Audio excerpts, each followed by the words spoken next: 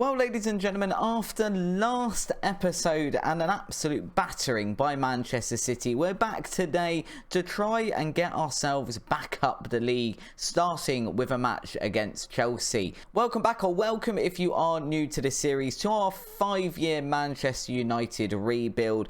A few things have happened since the last episode, namely, we're all the way in October. We've had a couple more transfers at the end of the transfer window, and we've played a lot more games as well. First up, in terms of transfers, the most important one is Harry Maguire has left the club and gone to PSG. We received £32.5 million for him. That's a big, massive loss. But as I mentioned in the first episode of this series, I don't think he was ever likely to get into the team in front of Varane, Tamori and Upamecano, so we've decided to cash in on him, get rid of the wages, and just globally reinvest it in the squad. We did that on deadline day in 2 more players for the team. The first is a Luke Thomas to come in on that left-hand side. He's another English player, which is always nice when fulfilling quotas and stuff. He's only 21 years old and he's got bags of potential. He's probably going to be, despite our assistant manager saying he's not as good as Alex Telles and Luke Shaw, he will probably be the starter over on that left-hand side for the rest of the season.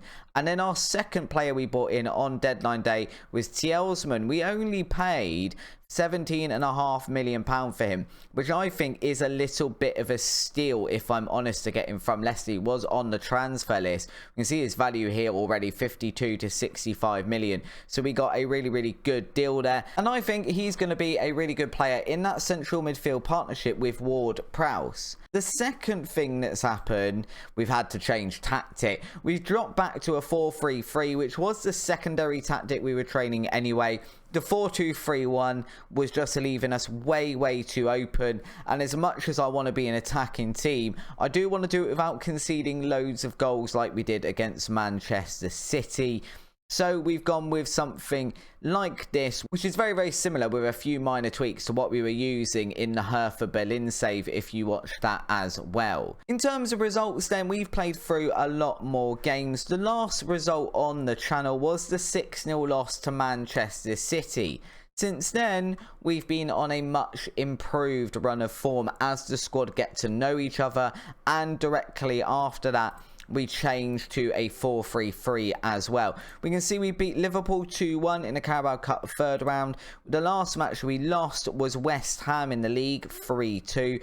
We've then had a few Europa League matches, including some rather big scoring ones. In the league, we've got a 4-1 win against Wolves, a 0-0 draw against Fulham, less than ideal. We got a bit of revenge on Manchester City, winning 4-1 in the 4th round of the Carabao Cup.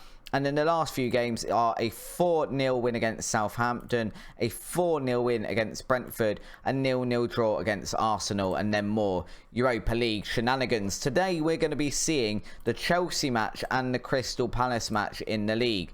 Now, right now, we're way down in 10th, but we do have games in hand, so it could see us go as high as all the way up here, maybe 5th, sort of looking up towards those top 4 spots. And the team we're going to be using today to try and beat Chelsea is as follows. We've got Donnarumma in goal. We've got Thomas, Tamori, Varane and Dalot as our back 4. Ward-Prowse, Fernandes and Tielemans in midfield. Musiala and Cliver on the wings with Dybala up front.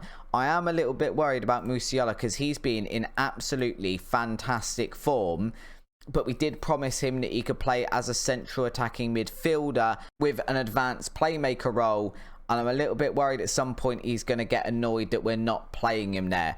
The problem with that is he's been so effective in this 4-3-3. I don't really want to switch back to a 4-2-3-1 just to accommodate a promise we made him.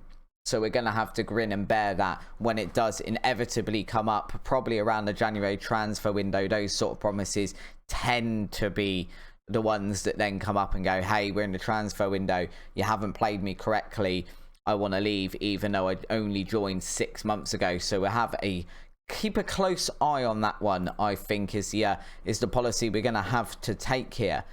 Now, hopefully we can get off here to a good start to this episode against Chelsea. I don't want a repeat of last episode. It's meant to be a rebuild. The last thing we want to be doing is losing 6-0 to local rivals Manchester City every episode. Musiala here.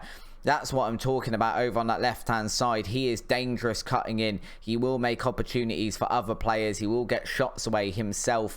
He scored a hat-trick a couple of games ago. I can't remember who it was against. Oh, big shot from range there from Chelsea, but it has gone sailing over the crossbar, so not troubling Donnarumma on this occasion. We do look like we're the team in front. The one thing again, and I found this with Hertha Berlin, and I think it's because we play with slightly more direct passing, is that we do give up a lot of possession. I thought that one had gone in. Ward-Prowse there with a free kick. We know he's very, very dangerous from set pieces. He's been feeding Varane all season already. I think Varane is our top scorer in the league.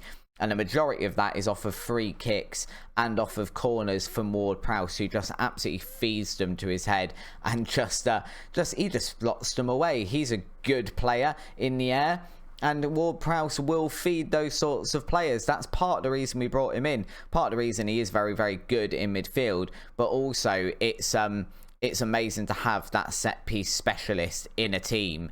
That is, it's a bit like, if we're talking Manchester United, it's a bit like a Beckham back in the day, where you've got someone that will guarantee you goals if it's through assists or through putting him in the back of the net himself from free kicks. It's a very, very nice thing to have. 65th minute here, though, and we are not looking like scoring much. So we are going to have to make some changes already, despite the complete lack of highlights. Dybala is going to come off. Ronaldo can go on there. Kluivert's looking a bit tired, as is Musiala. So we could make some changes on one of those sides as well.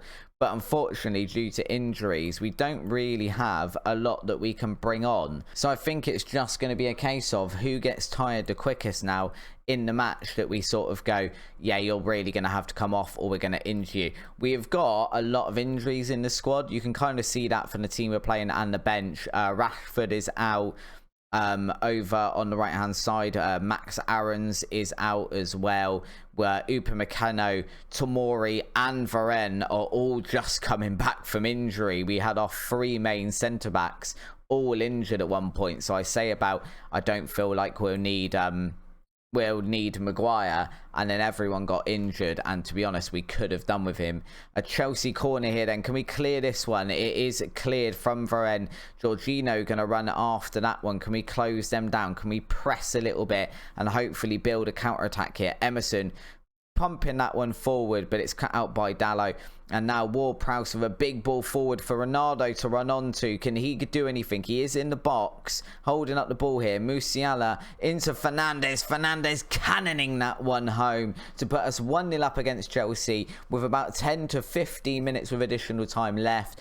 Could that be the winning goal now? Ronaldo doing a great job there of just holding up the ball long enough for the other players to come up and support him. Musiala here with the assist, just squares it to Fernandes, who finds a little bit of space and slots that one into the bottom corner. I say slots, he thumps that one into the bottom corner. Having a look at this now then, Tielemans is looking tired and is on a yellow card, so we're going to bring on McTominay over there just to make sure we're shoring up that midfield. We're going to have to leave Kluivert and Musiala on. Dalot can come off, and I guess Wan-Bissaka comes over on that right back side, and hopefully now we see out the rest of this match. We'll just tell the entire team to focus on what the match in hand, not worry about the time, none of that stuff. Ward-Prowse there cutting out that ball forward, and now we are on the counter-attack. Kluivert bringing the ball forward. He feeds McTominay into the box, and we've got a second there. Scott McTominay's first goal of the season. It's probably his first minutes of the season. He's played a little bit with injuries, actually, now I've said that. Tonali was injured, as was Ward-Prowse at one point. So we've been suffering injuries all over the park, meaning some of our squad players have had to come in and make a contribution. But great ball forward there. McTominay very, very calm and composed to slot that one past Mendy. And we are now 2-0 up, and hopefully that should be the match done and settled, and seeing us go up the table into a slightly better position. Thomas now with a cross into McTominay. McTominay's got another one. McTominay here making a case to remind me that he does exist, and maybe he should be getting a few more minutes. Maybe not starting, but potentially off the bench. Another one there. I didn't think we'd be getting a third one in this match, especially as we haven't really looked much like scoring. We've threatened, but not enough to look like we're going to score 3 goals. Instead of that, I think the scoreline flattered us a little bit by the end of it. But we are 100% going to take a scoreline like that against Chelsea. And as we can see, it now puts us above them into 6th place. We've got 2 matches in hand on Crystal Palace. We've got a match in hand on West Ham, which if we do win would see us into the top 4 based on goal difference. That's a lovely, lovely place to be. We do like that. Obviously now, as you probably just saw, we have got a Europa League match against that team. I'm not even going to try and pronounce that. Bodo Glimt, I guess. And then we'll be back in a second for the match against Crystal Palace. So after absolutely just battering a poor team in Europa League using a really, really rotated team, by which I mean literally players from the under-18s, we're now going to face Crystal Palace in the Premier League. This is our lineup for today. It's Donnarumma, Thomas, Tomori, Varane and Dalot. And then got Tonali, Ward-Prowse, Tielemans, Musiala, Sancho and Ronaldo up front. This team should be more than capable. Oh yeah, look at this. Jesus, that's a lot of changes. Ronaldo, the only one who started in both matches. And that was only because I didn't actually have a fit left winger in any of our squads in order to not start him. And I thought, of all the people who can start 2 games in a row, Ronaldo seems like the man who can go and do it. Got a good engine on him even at his age. What is he, 37 now? 38? I want to say 37. So definitely one that can go and do that. But turning our attention to Crystal Palace now, who, as we can see, are 2 points above us in the league, but equally do have 2 matches in hand, or we have 2 matches in hand on them, so we can continue climbing up the league table here and find ourselves hopefully inside the top 4 within 2 or 3 games from now, if not earlier. Tonali's come back in and instantly got a yellow card. That's not exactly what you want from your team. I'd quite like us to, you know, not get sent off. I've seen an obscene amount of yellow cards from both Manchester United and opposing teams in this series off camera already. Zaha almost threw on goal there. We've just about managed to deal with it. Sancho pumping a ball forward, hoping that Ronaldo would get to it, but he's not quite quick enough off the line there. You know, again, super fast player, super fit, not Superman, can't get there. Varane's also got a yellow card. Tonali over to Musiala here. Ball forward for Ronaldo, slotting that one home, calm as you like. It is going to go to VAR, because I don't actually think you can have a goal anymore without it going to VAR. Dalot is apparently injured. That one has been disallowed as well. So it is still 0-0 between United and Crystal Palace here. He did it. Oh, he's fractionally offside. I was about to say he doesn't look offside, and then he made his run in behind that defender. Just did it a little bit too early. We're nicely controlling this match so far, though, so hopefully 3 points still well within our grasp here. Zaha coming forward. He has just absolutely skinned. Who is that? Is that Thomas? He has just skinned Thomas over on that left-hand side, though, which isn't ideal. Almost got a goal out of it there as well. And yeah, Dalot's still showing up injured. I think we might be able to get him through, nurse him until half-time, but then we're probably going to have to make a change, which is a shame, because he's been in really, really decent form over the last few matches. Tomori now in the centre, bringing the ball forward. It's a ball into Sancho. Sancho hitting that one first time. Once again, we're off to VAR. To Philip, for those of you who have been on the channel for a little while, we're over to talk to Philip. The little man lives in the referee's ear. It's another goal that's been disallowed. We are not having much luck here, if I'm honest. Tomori there, nicely bringing that one forward. Again, just fractionally offside from Sancho this time. It is getting a little bit annoying. Why is that still on my screen? Go away. And we are going to have to eventually actually stay on side when we take a shot. And I think we'll get ahead in this match. Another big ball forward there to the injured man. Tries to round the goalkeeper. I don't really know what he's done, but it has ended up in the back of the net. It's saying it's an own goal. It looks like it sort of hit the post, bounced back out maybe. It's a goal. It's not exactly the best goal we're going to see in this series, but it is a goal. What happens here? Oh, he tries to get it in. It hits the post, comes back out, hits the goalkeeper, and rolls into the back of the net. That is a very unfortunate goal if you're Crystal Palace. Let's be honest there. There's not a lot you can do about that goal, really, other than sit there and go, oh, okay, that's a little bit annoying. Oh, I should have taken Dallo off earlier. And as it is as well, I haven't really got many people who can play at right back here. I mean, Tomori can play there all right, actually. So let's put Tomori there. Upamecano can come into the centre to partner alongside Varane, and I'm imagining do a very good job. I say as he gets a yellow card approximately 31 seconds after coming onto the field. I don't know if we're going to finish this this match with all 11 men on the pitch. Also, looking away from this a second, ignoring Manchester United, can we appreciate Everton are at the top of the table? Yes, Manchester City have a game in hand. For instance, absolutely thumped that one home. What I was saying before about Ward-Prowse absolutely feeding this man, that is what I meant. Look at this, free kick from the edge of the area. Varane there just above everyone, absolutely towering above the Crystal Palace players and thumping that one home. But yeah, next time we get there, I'll pause it just a second so we can have a look at the table. You guys can obviously pause the video and have a look-see when it next comes up as well. Sancho on the right-hand side into Ronaldo. It is blocked. It's going to go out for a corner. That is not a good thing if you're a Crystal Palace defender here, because that means Ward-Prowse is now going to launch us one in. It's Varane again. He does get his head to it, but this time it is held by the goalkeeper. And if we just pause this a second, this is what I'm referring to. I say we're not in very, very good form. Everton and Man City are slightly running away with the league here, but why are Everton top of the league?